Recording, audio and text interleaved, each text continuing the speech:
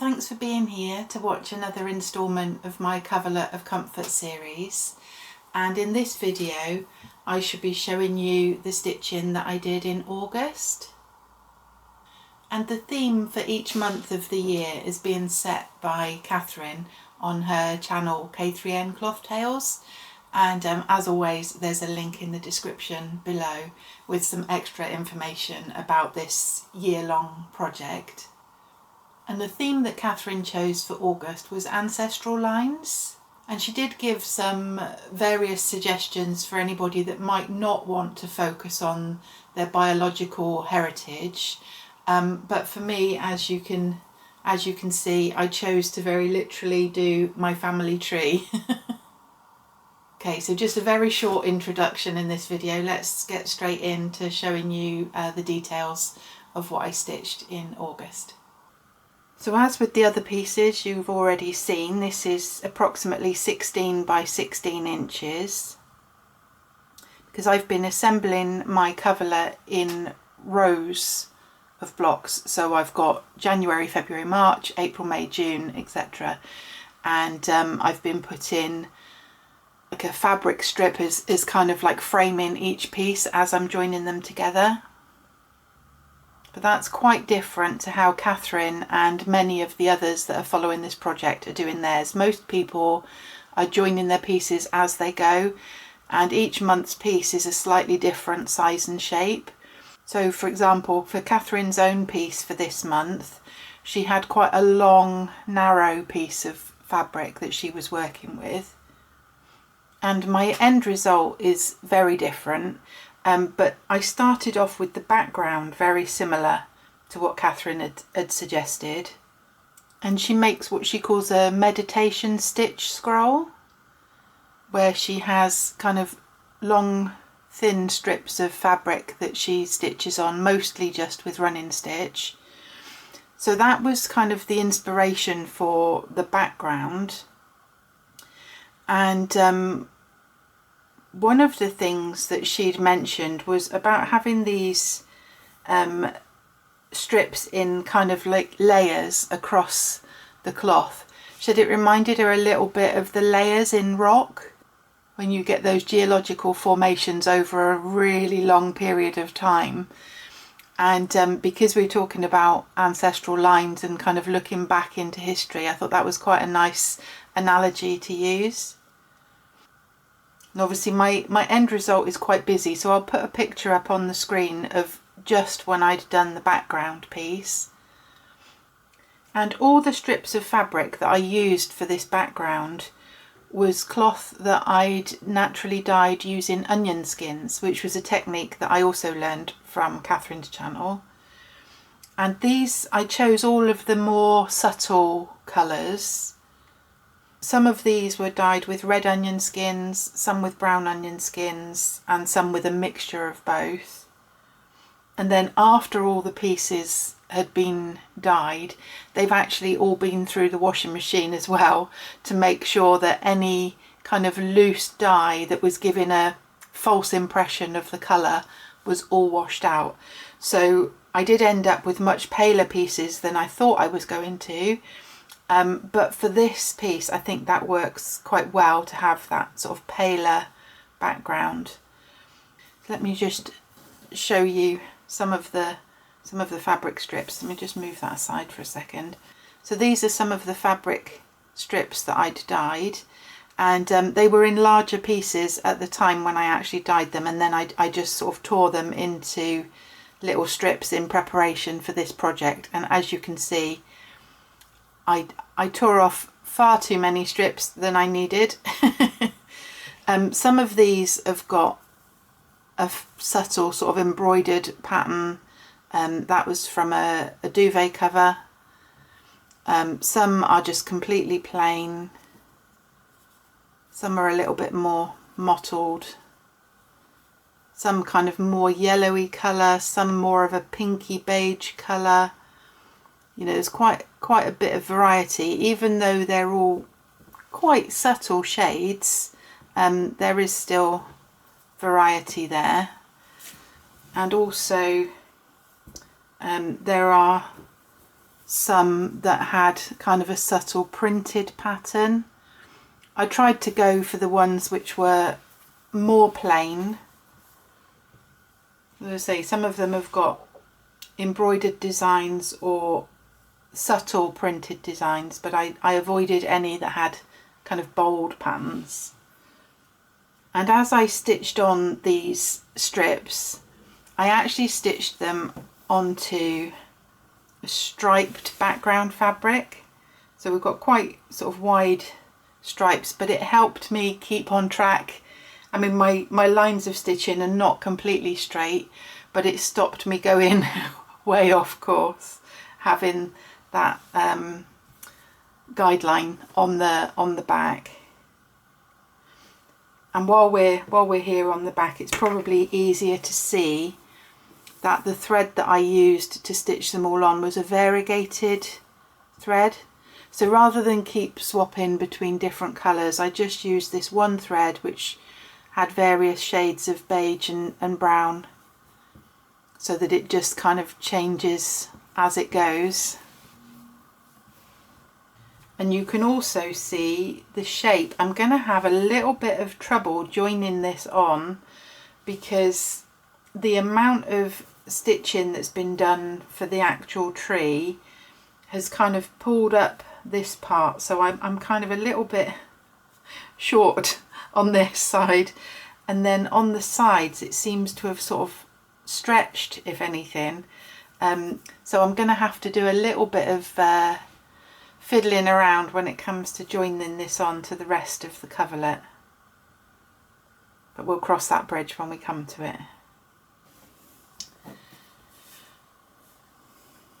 That was my base layer, my background, with these multiple strips of onion dyed cloth just stitched on with running stitch, which I must say was very relaxing to do. And then for the actual design itself, I decided that I wanted to do my family tree, and then when I was looking at various different diagrams of, you know, thinking of the best way to actually depict that, I came to the conclusion that I wanted to do an actual tree.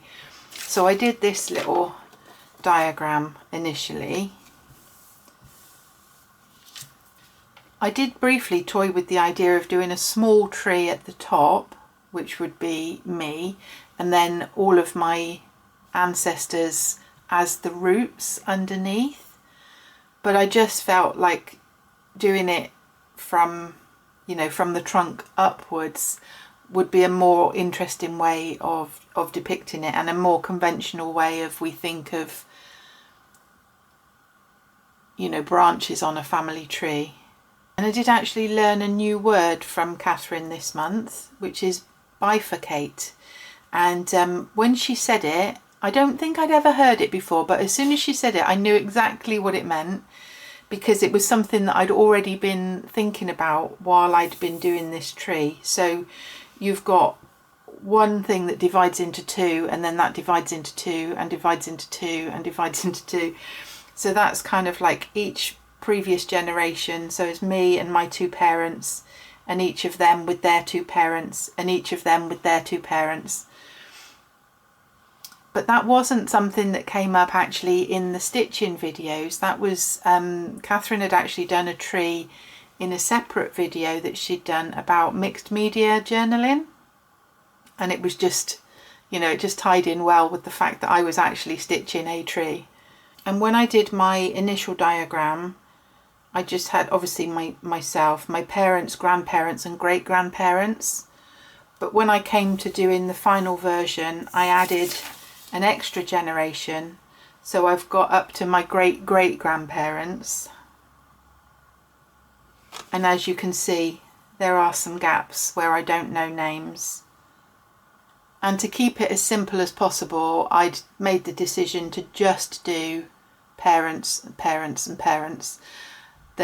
When I shared a picture of this on my social media, I included an apology to all my aunts and uncles and cousins and nieces and nephews and in-laws who are not depicted here. But as you can imagine, you know, this is crowded enough as it is. If I started adding all those other family connections, it wouldn't have been possible.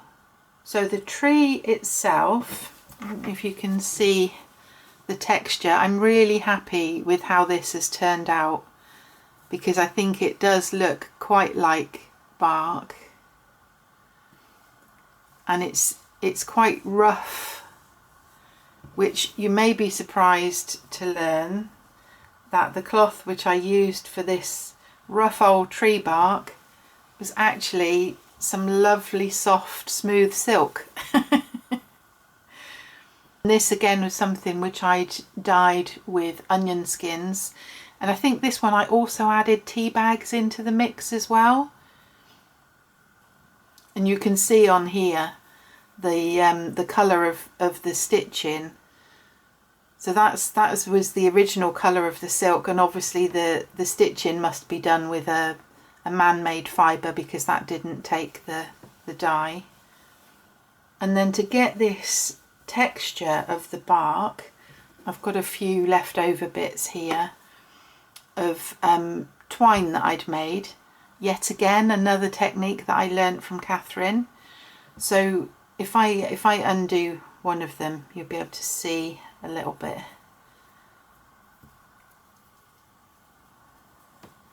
So it's just using 2 thin strips of the silk. So you can see how narrow that strip of silk was. And then I've just got a knot in one end. And then I used the technique that, as I say, I learnt from Kathryn's channel, to twist those and make it into this twine, which I then laid on and couched down. So in these end branches, there's just one of the twines, and then it goes into 2, and then here I've got 3. In this thicker part here, there are 1, 2, 3, 4, 5, 6. And then I think in the trunk there are 10. We've got these little labels that represent each member of my family, and I use this linen tape, so that I just needed to turn over and stitch down each end so that it wouldn't fray, but I didn't have to worry about the sides. And for the name labels, I decided just to go with the initials. For all the females in the family, I've gone with the maiden name, including myself. Then obviously then there's my mum and dad, their parents, their parents, their parents. And then at the end of each branch, I've done 2 little twigs, which represents this person's parents, who I don't know their name. And then at the end of each twig, I've done 2 leaves, which then represents that person's parents, who again, I don't know. So as well as up to my great grandparents, who have each got labels, I've got represented the previous 2 generations before that as well. And when I was stitching it, it was quite a lot of leaves to stitch, but obviously in terms of a tree, that's not a lot of leaves. But I'm really happy with how the overall effect has come out. I had a lot of fiddling around with where I wanted to put the labels. Ideally, I would have wanted, you know, like my 2 grandparents here on my mum's side, like it would have been nice if they could have been side by side, but then it would just get there was too much clashing going on between, you know, the different levels and trying to fit everybody in. So so like I say, there was a lot of fiddling around, and it's perhaps not as clear as it could have been.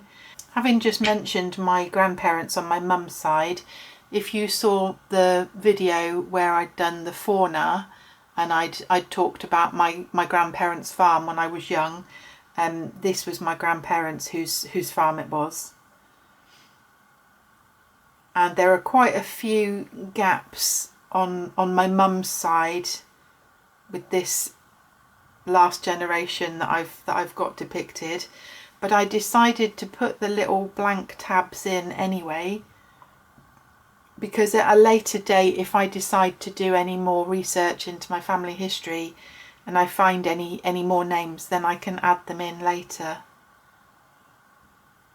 And then on my dad's side, there are a couple like here and here where I don't know the maiden name of my great grandmother and these couple of branches, so I've made the labels a little bit bigger to leave room for any extra initials that I might find.